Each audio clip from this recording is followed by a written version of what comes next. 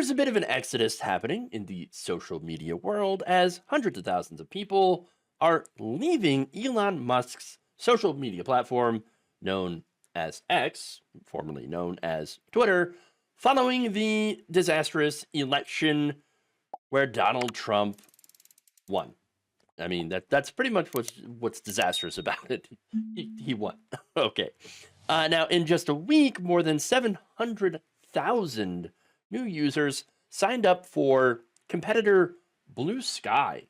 A lot of them coming from X, others coming from Threads, which has shut down pretty much all political content. So it's not a great place to be if you're interested in that. If you're interested in being a journalist or keeping up with the news, you're probably not going to want to be on Threads. All right. Now, BlueSky, however, bit different.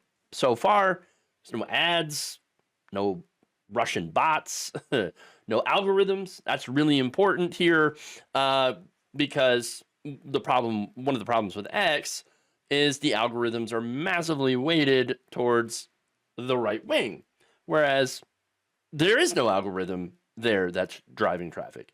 In fact, I'm already on BlueSky. You can follow me at jeffwaldorf.bsky.social.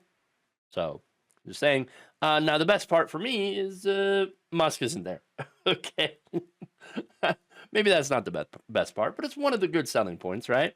And now a lot of people have come over. See, I was on BlueSky for a while, and there wasn't really a lot going on. It wasn't all that busy. I'd check in once in a while, post a couple of things, and there just wasn't a lot of people.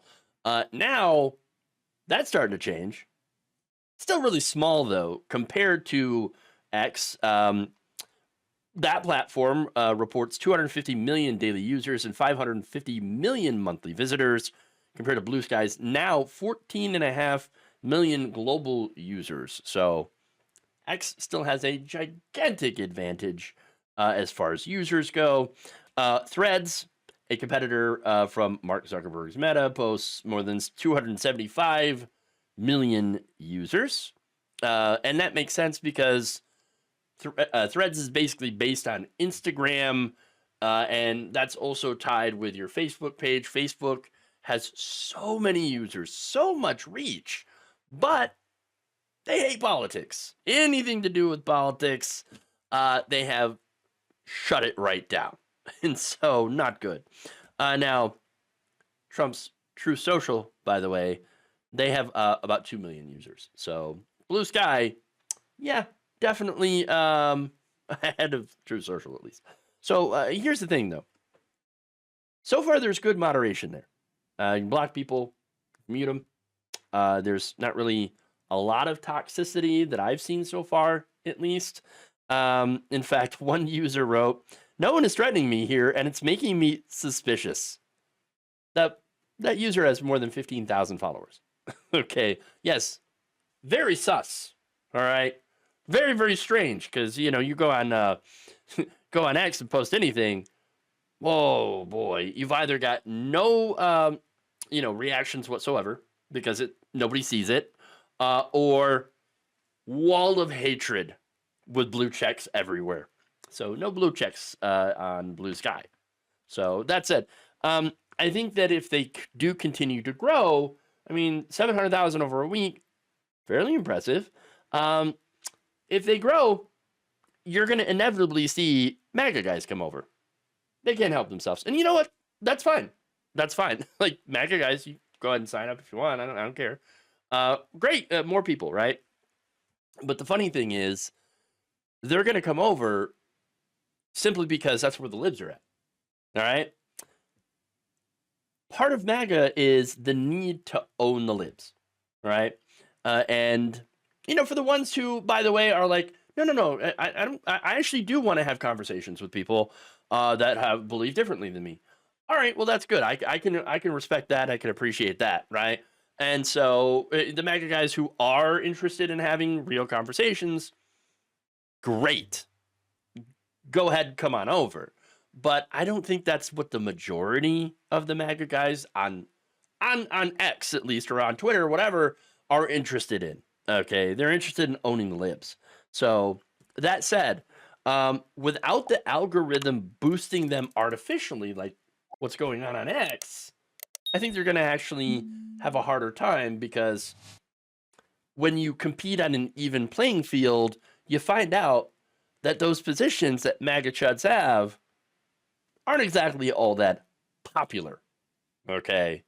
And so, and I'm not talking about the people who, by the way, are rightly angry at the establishment, because you can find common ground with that, because I'm also angry at the establishment, running somebody who is like, oh, I'm not going to do anything about Gaza, and the economy is fantastic, it's great for everybody, when it's clearly not. And I'm not saying that Biden hasn't done anything for the economy.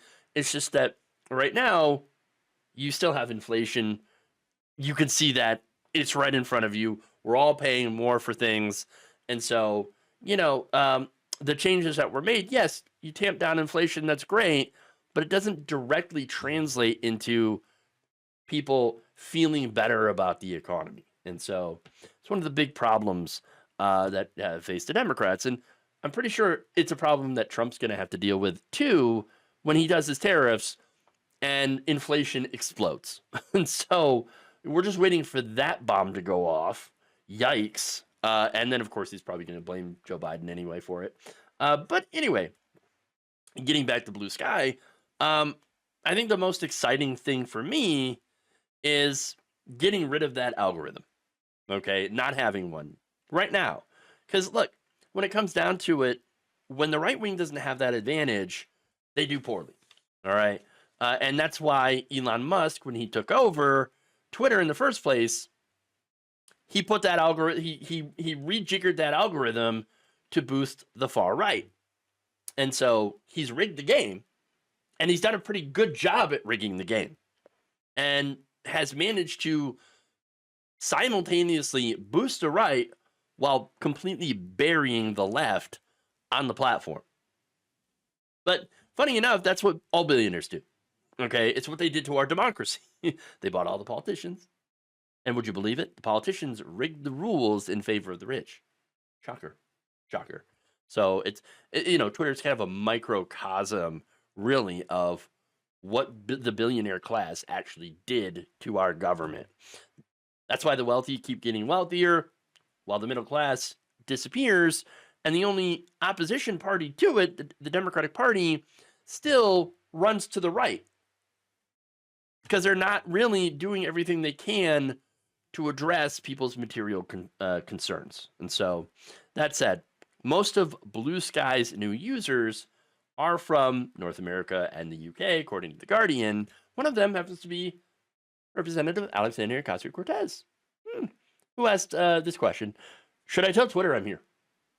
I don't want to inadvertently cause an influx of all the worst accounts on the internet.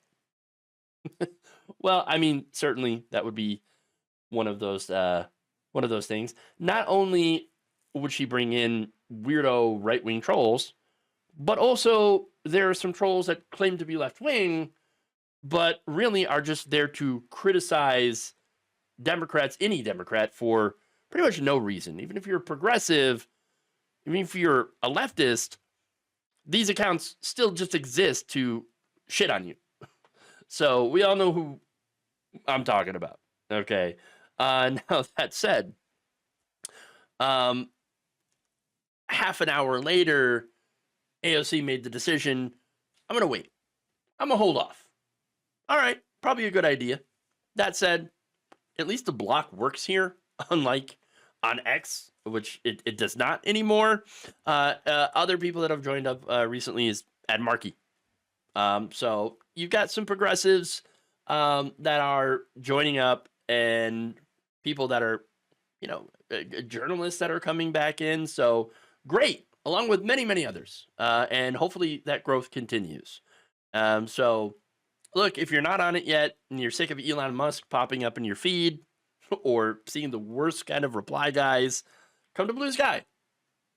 While it's still good, the blue skies are here after all.